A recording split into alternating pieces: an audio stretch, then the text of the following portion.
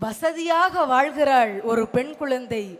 செவிலித்தாய் பொற்கிண்ணத்திலே தேனையும் பாலையும் கலந்த உணவை பிசைந்து கொண்டு ஒரு வாய் சாப்பிடு கண்ணா என்று பின்னாடியே ஓடுகிறாள்.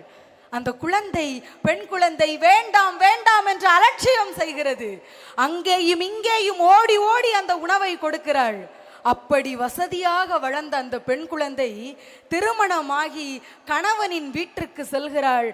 ஏதோ ஒரு காரணத்தால் கணவனுடைய குடும்பத்தில் மிகப்பெரிய வறுமை வருகிறது. ஒருவேளை உணவுக்கு கஷ்டம் வருகிறது. பெண்ணினுடைய தந்தை நெல் மூட்டைகளை அனுப்பி வைக்கிறார். அவள் சொல்கிறாள், என் கணவனை நம்பி வந்துவிட்டேன். அவர் சம்பாத்தியம் எதுவோ அதை நம்பிதான் வாழ்வேன். நெல் மூட்டைகள் வேண்டாம் என்று திருப்பி அனுப்புகிறாள். பார்த்தால் உணவு இல்லை. உடனே முடிவு செய்தாள், ஒருவேளை சாப்பிட்டு மறுவேளை பட்டினி